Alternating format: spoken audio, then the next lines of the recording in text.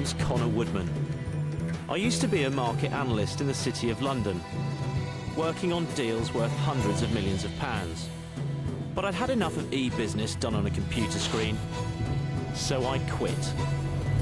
I'm really happy. I want to get out and test myself in real markets, haggling face-to-face with hardened traders. 12,000. Ooh, it's a bit too low, too low. 32,200. 32,200? Yeah. Got it.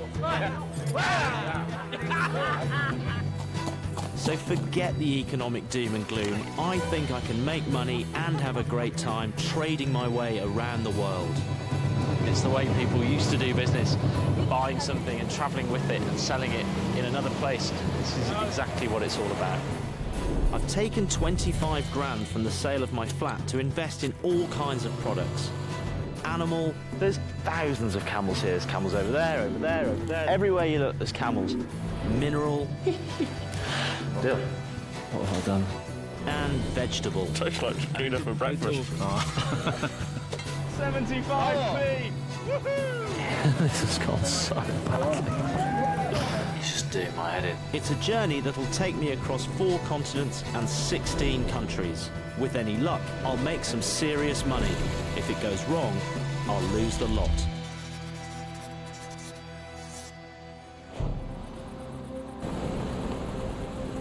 I'm starting my journey in one of the toughest markets in the world, Africa. This is a massive continent, I'll offer him $750 for this. where a vast range of commodities are grown and traded.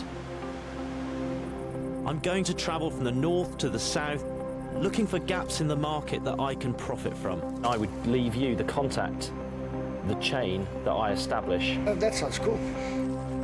It's the start of a journey that'll go from Africa to Asia, the Far East, South America, and then home. I have a rough plan, but I've set up very little in advance. I want to be free to follow my instincts from one trade to the next. I'm going to throw myself in at the deep end by trying to trade along one of the world's most ancient trade routes. I'm going to trade camels, and I'm going to do it here, in the Sahara Desert.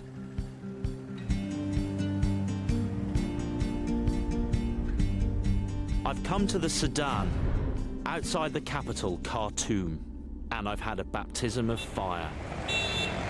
Straight away I can tell I'm going to have to adjust to a different way of doing things. I've already been ripped off, I've been lied to, I've been taxed, I've been fined, and that's just getting my passport stamped. It's no wonder that the traders that I've come here to do business with have got a reputation for being some of the toughest and most cutthroat in the whole world. Sudan has the second biggest population of camels in Africa. It exports over 150,000 every year, and I want in on the act. Why do people buy camels? What are they used for? For meat, for Libya and Egypt. They come to Sudan and buy the camels here because they're cheaper here than in Egypt. I've employed a local guide, Adam, who's going to help me get to grips with the basics of camel trading. Assalamu alaikum.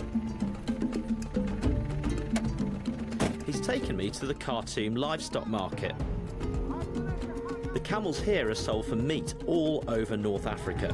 I might not know much about the trade yet, but as a former market analyst, I'm used to doing my homework. Today, I'm not going to buy camels. I've come for a more important commodity: information. My camel is going to die, please. Please, my camel is about to die. Please buy him before he dies. Look at it. This is my chance to learn all that I can about camels.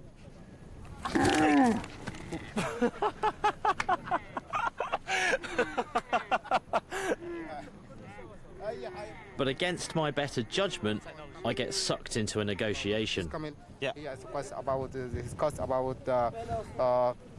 $600 for this camel, yeah. Yeah, $600. Yeah. I know, and he says $600, but maybe we can get a better price than $600, I think. This is unnegotiable. Everything's negotiable. Don't negotiable. be daft. Why was it non-negotiable? No discount. Don't need discount.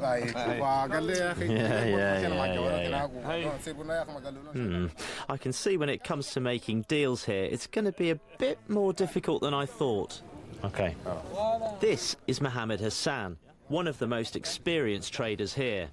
I want to see what he thinks of my big plan. Can I explain to him what I'm thinking? This is North Africa. This is Egypt coming down here, and this is the border with Sudan. Yeah. So what I want to do is to buy camels here in Khartoum, and then take them up over the border all the way up there to Cairo. What does he think of this plan? The success plan. Successful plan. Yeah, So it's a good plan. In his head, it's a good plan. Because Okay. many people is using as camel trader from Khartoum to Egypt. And that's because there's a good market for camel meat in Egypt. It looked at me really funnily there for a second. I just realised I just dipped my left hand in the pot. Mohammed says the affluent Egyptians will pay double for a good fat Sudanese camel. But as this is my first trade, I'm starting small. If I can get 6 camels for £2,500, I could double my money in Cairo, making a tidy profit. There's a constant flow of camels following the trade route. They're sold from village to village, with each dealer making a small profit along the way. Walking? من هنا قاعدين برضه يمشي برجلين كده. Yeah. 10 days. He's walked all the way from Kordofan, which is a 20-day walk south of here, with all these camels. He's got another 10 days to walk. One of the most straightforward ways of making money is just cut out the middleman.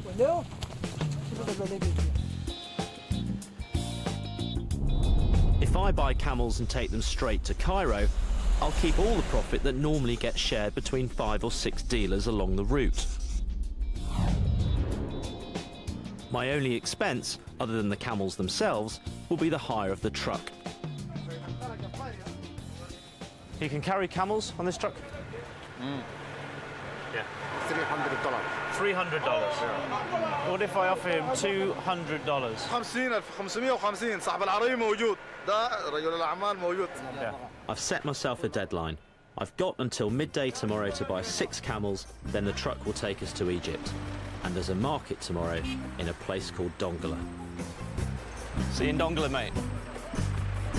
So day one, I came here because I wanted to practice negotiating with the toughest traders that I could think of, and I'm convinced I'm in the right place, that the camel traders in the market here are exactly that. So I'm really excited to see how camels actually get traded, and to really go toe to toe with these guys fills me with a bit of dread, but it really fills me with a sense of excitement, and so I'm really looking forward to tomorrow. Tomorrow's going to be a good day.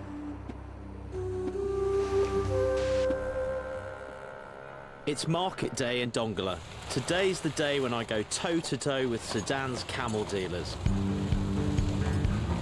It's been said that the pursuit of money is the root of all evil. I couldn't disagree more. I think without trade and without that pursuit of wealth, no one would know anything beyond their own front door. Going out and trying to find someone to do business with is the whole reason that people interact. I'm here to buy 6 camels. A local would pay anything from $400 to around $800 for a good one. There's thousands of camels here. There's camels over there, over there, over there. There's everywhere you look, there's camels. Hopefully, I can find a few of my own. It's all about negotiating these prices down. I've got to get these camels For an average of $600, I think. The two that were yoked together, the white one and the brown one. How much for this pair of camels? How much for this pair? The market owner says he's got some good fat camels for sale. No, this is no good. I can't sell this for meat. Yeah. Small, medium, and fat. He's fat. Yeah. Yes, he's good. $1,000 for both camels. Both. $1,000 now. this one, and this one. How much does he want for the two? 850. Times two. Yeah. So $1,700 Yeah. for these two camels. Yeah. That's ridiculous. It's a crazy price. I give him $1,200 now, cash. $1,200? $1,200. This is not the price.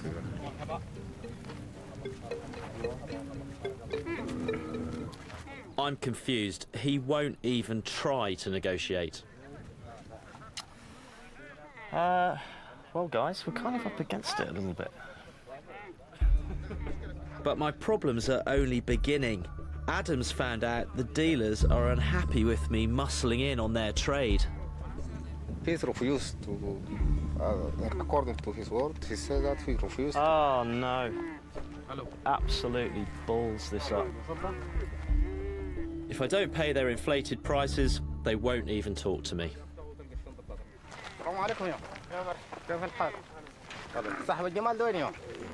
Does anyone own these camels?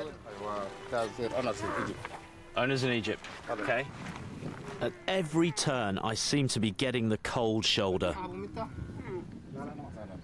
So the question is now, can I make this work at all buying here? Because there's no point in going into this knowing that I'm going to lose money. Do you want to ask this man, is the owner here? Is the owner of the camels here? Are these your camels? Just when I was losing heart, a dealer willing to trade. How much? How much for this one? I'll offer him $750 for this.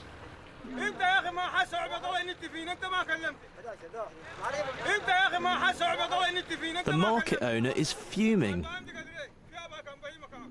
It turns out the man I'm negotiating with is his employee, and he doesn't want us to do a deal.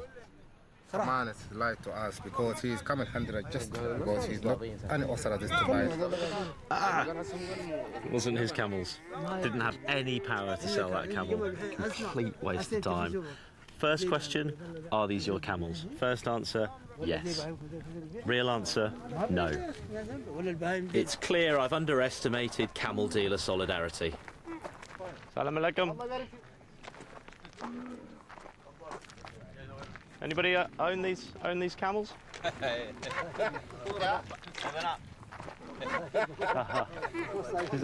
Does anyone own these camels? Does anyone own these camels, Adam? No, come on. Oh, for fuck's sake, why didn't you tell me that a minute? Oh, Jesus Christ, he's just driving me insane. Driving me absolutely up the wall. Thousands of camels, and it's impossible to buy 6. Just when it can't get any worse, my truck arrives. Time's up. It's pointless trying to continue. I'm sorry, no camels. Come by. Too difficult. I give him $50 and my sincere apologies. I feel completely deflated. This wasn't at all what I'd imagined back in London. I'd hoped to come here and cut out the middlemen, but instead, Sudan's camel dealers have cut me out.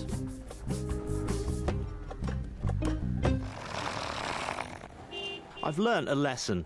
Don't push in on an old trade, but instead pioneer a new one. That's what I'll look to do next. So the journey begins. Totally out of my comfort zone, thrown into an extremely foreign market where I didn't know any of the rules and I didn't know any of the players. And suddenly the enormity of this journey over the next 4 months and exactly what it entails, and thinking how many things could go right, but also how many things could go wrong, suddenly struck me. It's going to be a hell of a trip.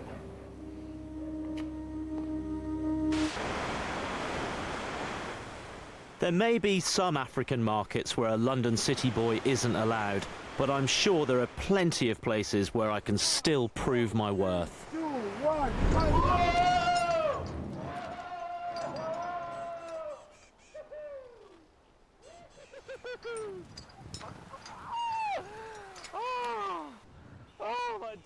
I've left Sudan and travelled 2,000 miles south to Victoria Falls in Zambia. That was an excellent way of relieving some executive stress. You know, in London you do what? You play golf, you go to the pub. Here you can jump off a bridge at Victoria Falls. Amazing.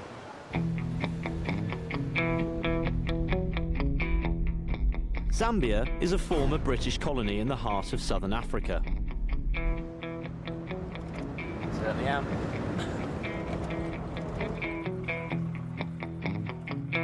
It's a relatively small coffee producer, but Zambian coffee is on the verge of a boom.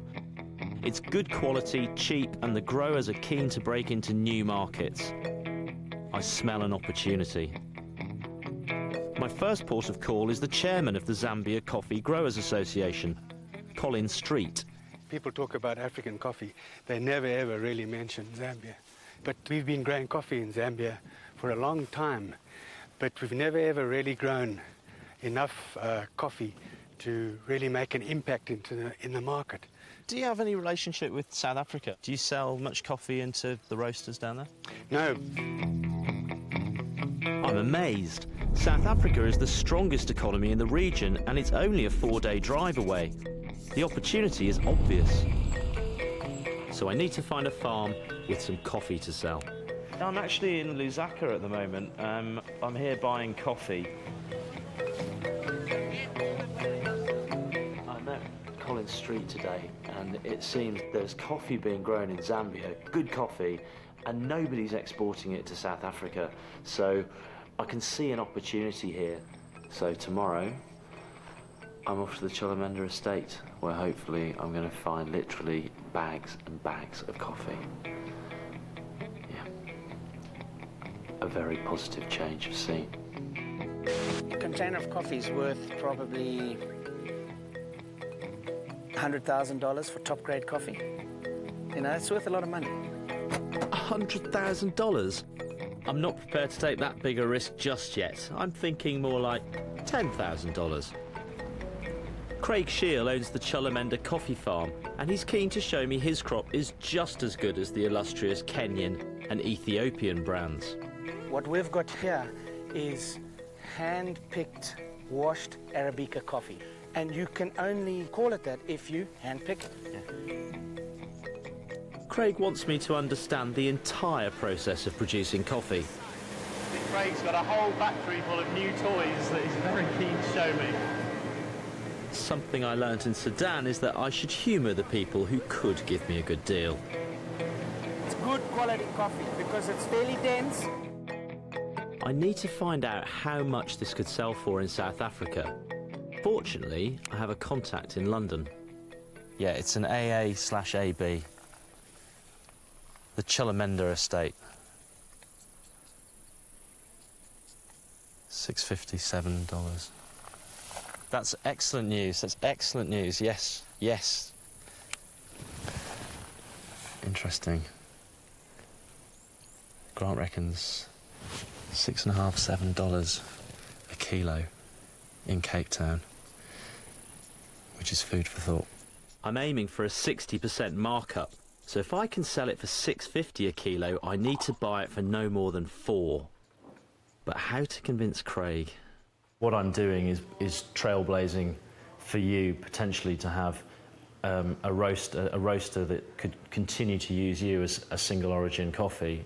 So if I was to take 30 bags at 1.8 tonne, Okay. What would your price be per kilogram? Your special Conor price? Our special Conor price that we have been selling our top grade coffee for between $4.70 and $6 a kilo. If we set the price at say $4.40 a kilo. Is there any way we can come a bit lower than 440? You've seen the process today. It's quite an expensive process. Yeah, but like you said, this is a small hit. Yeah. 1.8 Well, tonnes. small hits normally go the other way. We normally go for about $6 a kilo. Yeah, no, I appreciate the 440, but I mean, could you say 350? I think that's a bit low. I think it's a bit low. I think you should come up a bit. I'll come down a bit. So, would you want to do this in like slow motion, or would you want to just fast forward to $4? Well, you're the one under time scale. I have got plenty of time today, and I'm quite happy to sit here tonight and do it as well. I've got lots of coffee I can carry on drinking. So. Okay, I'm happy to settle at $4. $4.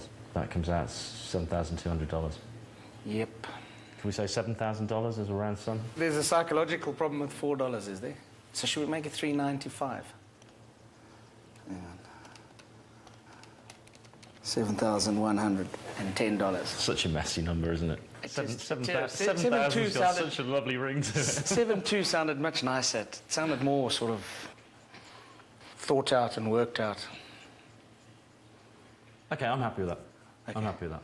All right. Let's not. That's $3.95. I mean, we're going to... Let's not haggle over $100. No, fine. 110 actually. But anyway. Okay, so ready? Done. We'll do that? Okay. Brilliant. I have 1.8 tonne of the finest coffee in Zambia. Just got to sell it.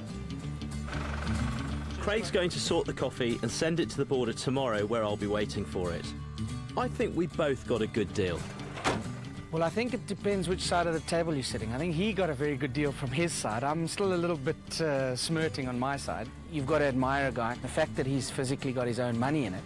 It's very easy to gamble with someone else's money, but it's not so easy to gamble with your own. So, no, I admire that. But, yeah, I don't think he's got a few challenges ahead.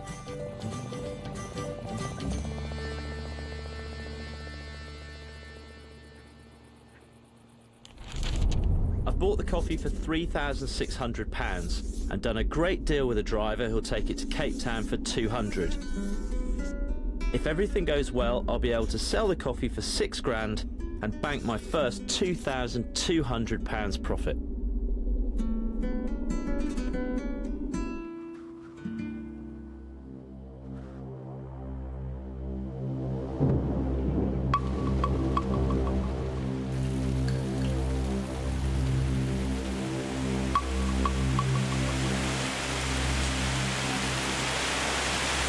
This is very bad news indeed.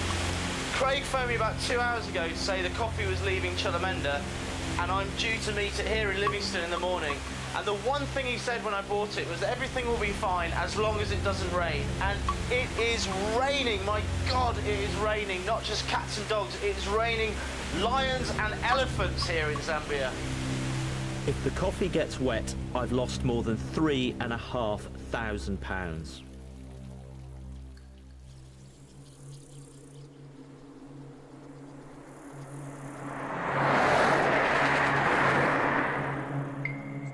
After a restless night, I'm keen to find out if it's all right. Hey, how you doing? Hi there.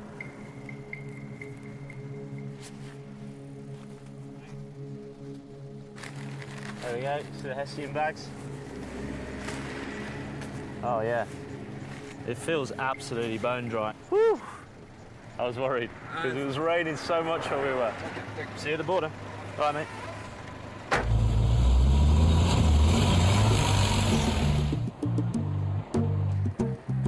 The first hurdle is the Zambezi River Port. This is the border crossing between Zambia here and Botswana, which is literally a stone throw over the river over there. This is exactly what it's all about.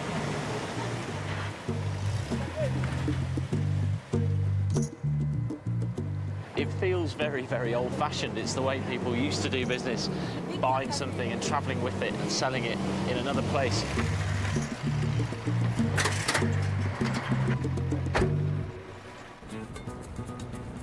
I have a 4-day road trip ahead of me through Botswana, South Africa, and to our final destination, Cape Town, nearly 2,000 miles later.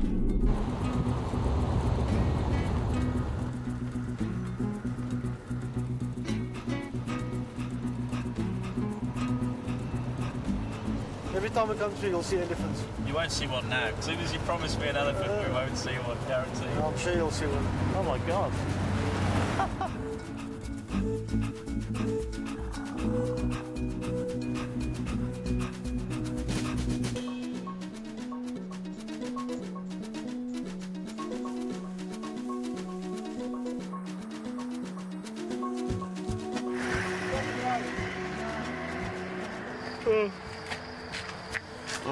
I can't think of anywhere in the world that you'd leave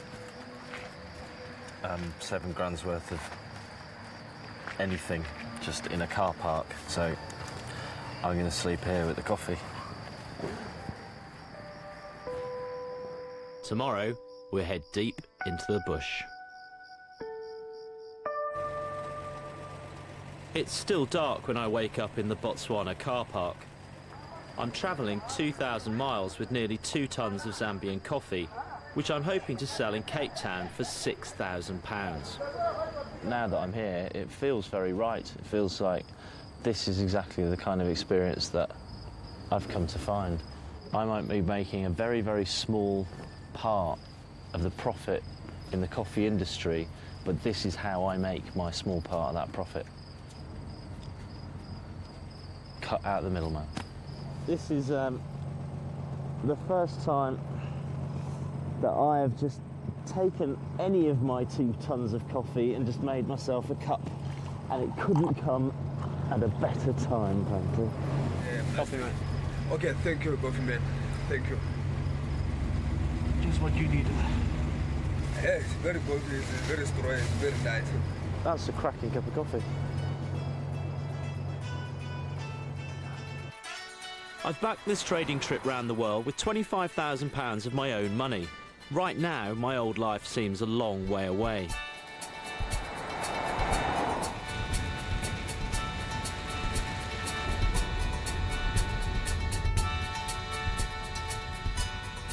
It's bad weather for transporting coffee that's very sensitive to water. I'm just checking to make sure it's... Yeah, I mean, it's still bone dry underneath. Still driving 10 hours already today, and we're still 600 kilometres from Cape Town. The South African coffee market is worth £200 million a year. I have an appointment with an exclusive roaster with a reputation for paying top whack for top coffee. Time to do some selling. The firm I'm meeting is called Origin Roasting. The boss is David. He calls himself a coffee evangelist. Hey, David. Yes. Connor. How's it going? How are you? Nice to meet you finally. Nice to meet you. Yeah. I brought you some coffee. I see that. I brought it a long way. So where are these from? They're from Zambia. Okay. Beans, I need some of this made 3 ways, please. I want a plunger of this, I want an espresso of this, and I want a flat white of this. Okay, this is your espresso with taste on the side. Aroma? Yeah, we're good so far.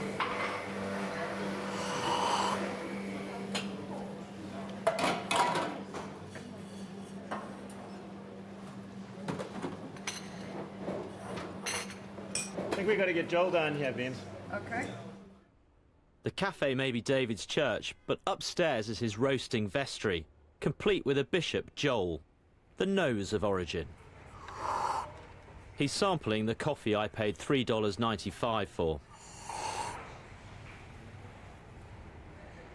And how much is the coffee? We're talking about $6.50 a kilogram.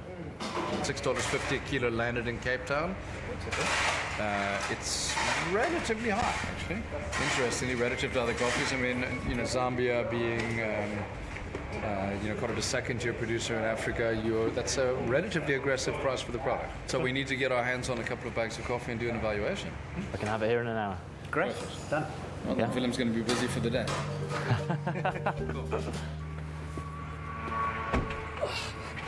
It's the worst bit about delivering coffee that comes in 60-kilogram bags. And to think I used to complain about lugging a laptop round London. Stay? No. Hopefully they'll like it. For the next 24 hours, the coffee master will give my beans a rigorous examination, looking for flaws in consistency, freshness and taste.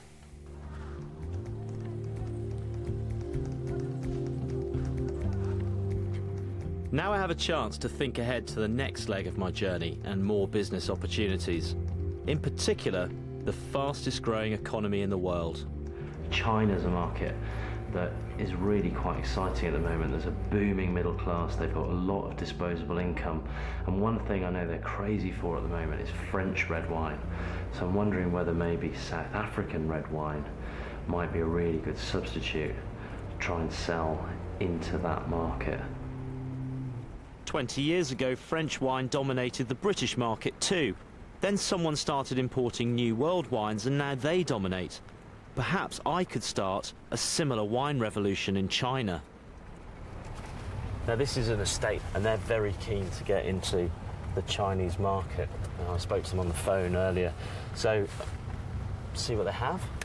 We should be able to talk competitively on prices and maybe do a little bit of horse trading, knock that price down. But I'll have my work cut out. Mount Rosier makes exclusive award-winning wines. The owner, Adam Mauberger, has his sales pitch honed to perfection. It starts with a tour of his estate. Absolutely stunning. It's pretty special, isn't it? Now you understand why I love this place. So we're completely surrounded by mountains, a complete natural amphitheatre. You've got the Hottentot that run all the way into the Drakensberg. And the mountains wrap all the way into Muizenberg, Cork Bay, Fisher to Cape Point. And the tour ends with a wine tasting. The most awarded, top awarded Cabernet out of South Africa. Intensity, oak aging. This is what it's all about, fine wine. What's that? They would answer. It's not that bad, it's great value actually. It's 112 Rand a bottle. That's £7 a bottle. A little expensive for the Chinese market. We have another option for you in Cork, Rosier Bay, Cabernet Sauvignon. It's got a bit of bottle age, so it's 2003, which was a very good warm vintage, and you're now at about 45 Rand a bottle. 45 Rand is still £3 a bottle. I'm thinking that one of the things I'm going to have to do when I get to China is sell not just my South African wine, but sell South African wine in general. And this place is quite magical, and there's a lovely sort of story and setup to it. If the price is right. To make a profit in China, I'm going to have to knock him down from 45 to nearer 30 Rand a bottle. That's about £2. I'll tell you what I want this wine for. I want this for around 26, 27 Rand. Conor, that's going to be very difficult. Very, very difficult. However, saying that, I personally like nice round numbers. So I think if we can shake on 30, I'd be a lot happier. This is my last 3,000 bottles. It's a great wine. And I'd be happy at 30 Rand. I think you'd still be able to make a nice margin. Everyone wins on that side. And I've come down significantly from 45 Rand. You have come down significantly. What if we said 29 Rand? Done. I don't think this is going to be a hard sell at all for you. I really don't. I'm not the one going to Shanghai. I think it's brilliant. I think a lot more people should do it. I mean, all this negative equity and property prices falling. Let's all sell and travel. I mean, what a brilliant idea. Well, it'll only be brilliant if my trades are successful. But now I have the small matter of 2 tons of coffee that I need to shift. It's time to go back to origin roasting for what's called a cupping, the coffee equivalent of a wine tasting. It's Judgment Day. Hello. Good morning. Good morning. How are you doing? I'm good, thank you. Yeah, we're going to go and do some cuppings now. We're going to do some cuppings now? Oh, yeah. The moment of truth. Yeah, yeah. You ready for it? I hope so. As ready as I'll be. Ciao.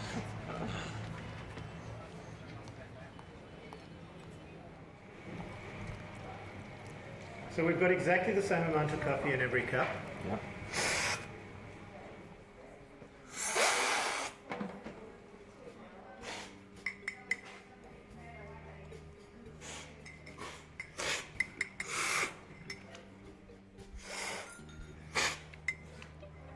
I've no idea what's going on. I thought we were going to sit down to a nice cup of coffee, not go through an exam. So we'll score how bad the defect is and how many defect cups we had.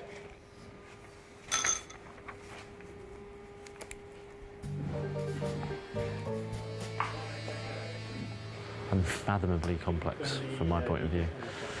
But extremely nerve-wracking watching it happen in front of you.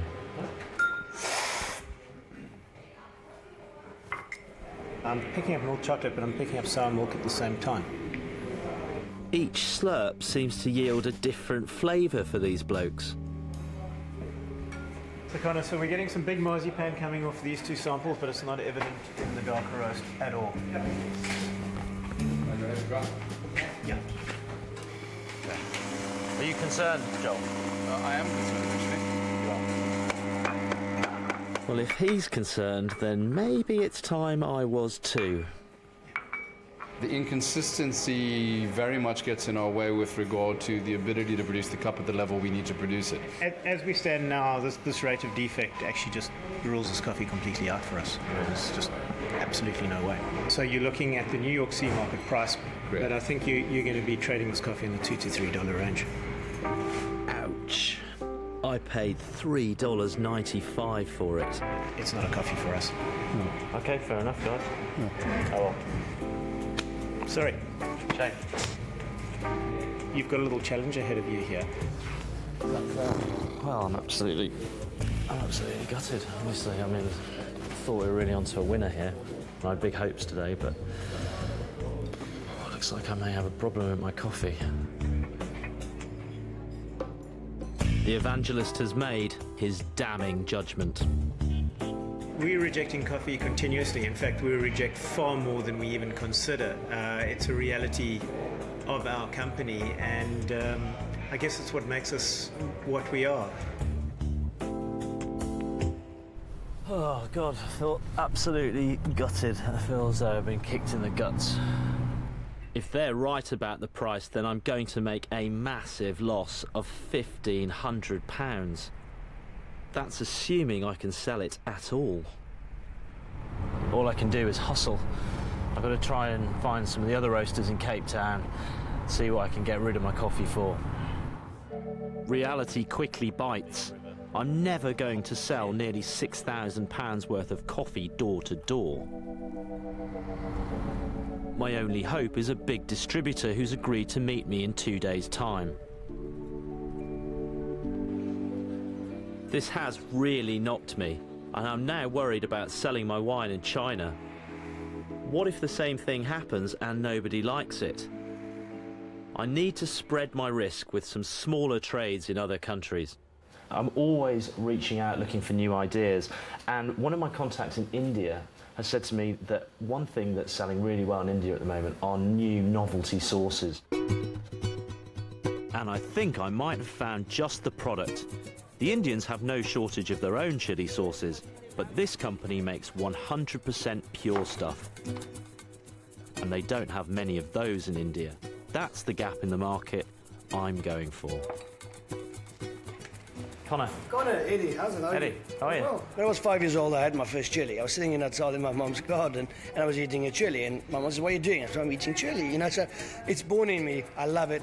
I love hot food. I cannot imagine. I even have chili on my ice cream if I have to. I'm saying this has got Eddie Cloter is Cape Town's own chili sauce entrepreneur. Bit of a bite. You That's taste Caribbean flavour, isn't it? very much so. Yeah. Okay, now we get to the ultimate McCoy of McCoys. Okay, the hot as hell. Here we go. This is a 10 out of 10. This one we call a 12 out of 10. Pure chili. It burns for longer than the previous one, by the way. Right. But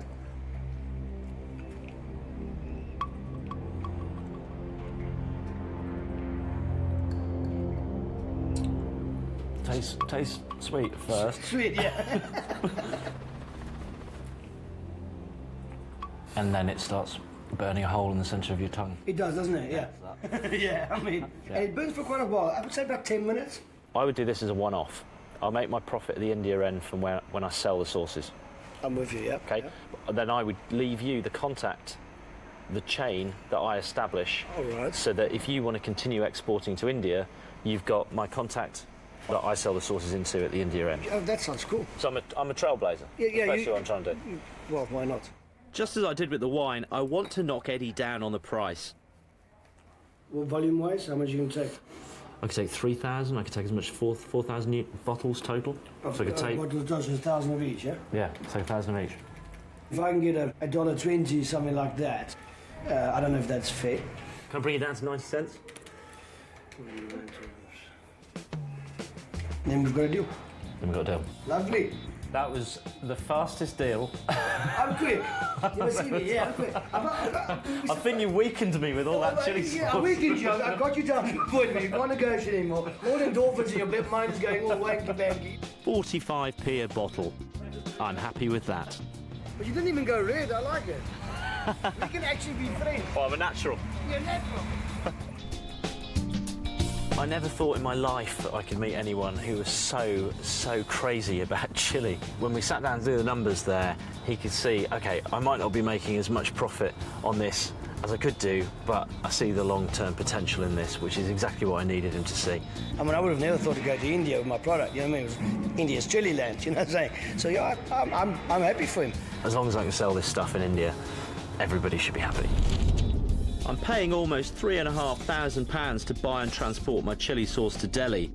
The wine's costing me over £7,600. If you add the money I've spent on the coffee, I've spent 3/5 of my £25,000 investment without a penny coming in. I need to sell my 2 tons of coffee and fast. It's time for my meeting with John Lear, one of Cape Town's biggest coffee distributors. Absolutely no way. I have 2 tons of rejected coffee to sell. The only major distributor in Cape Town who'll meet me is John Lear. If he doesn't like my coffee, I'm dead in the water, and £4,000 down. I don't have a problem paying for coffee up front, but I do like to cup it. Well, let's see what you think of this one.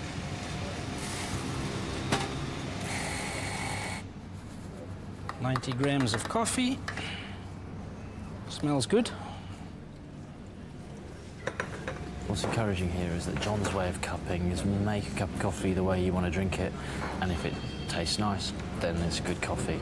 There's none of this bloody waving spoons in and out of it and cracking crusts and filling in forms and all that kind of nonsense. The big moment's arrived. How do you always test it? Black or do you start off black? Start off black. Then depending how you like to drink coffee, everybody tests coffee black. And then I drink it with milk and 1 spoon of sugar, and that's how it'll end up. Right.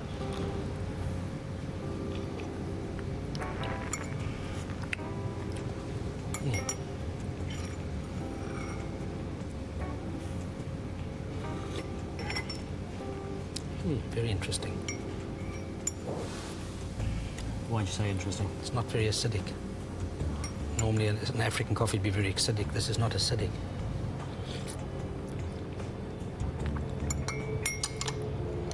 Nice. It's a good coffee. Well, I haven't bought you a pile of crap, have I? No, it isn't a pile of crap. On a scale of 1 to 10, yeah, I'd say it's at number 7. And just in case he's wrong, John invites his mates to give a second opinion. It's really good. That's a relief to me. You get it. Good coffee. No complaints. Talk turkey. I'll gobble, you talk. I assume he means it's time to agree on a price. I don't have a problem paying a few rand over the going price if the quality's right. Okay.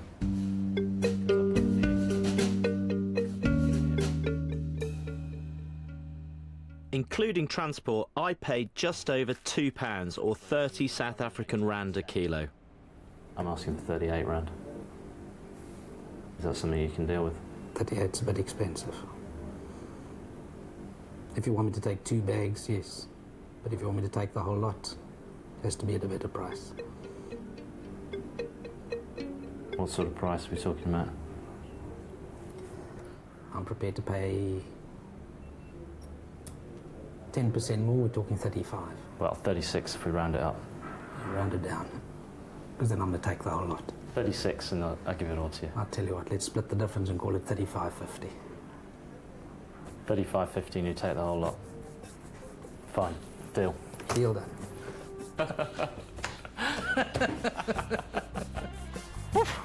for that. Thank absolute God for that. Things were looking very bleak there at one point this morning, and to come out of that with a good deal and a good profit is a hell of a result. I am absolutely delighted with that. Whew. John's team will roast the coffee and it'll be sold to cafes and restaurants across South Africa. I'm definitely happy with the purchase I made. I might have paid a little bit too much for it, but I'm definitely happy with the quality that I bought. No complaints. Conor's future as a coffee trader would be limited in my personal opinion. He might be right. I didn't get the £2,200 profit I was hoping for. I did manage 900. I can bank that as the first and only profit I've made on the African leg of my journey. I've spent a total of £11,200 on chilli sauce and wine, so I've still got plenty of money in the bank.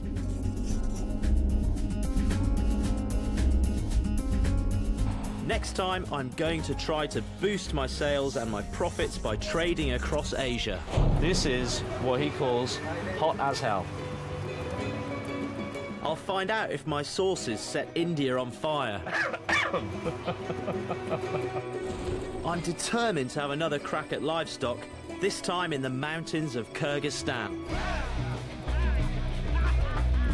I go digging for profit in a Chinese jade mine. One of these guys could become rich overnight. And I'll be in Shanghai, where I'll try to introduce South African wine. I don't like this one. It's from South Africa. I don't think they have the culture to make wine.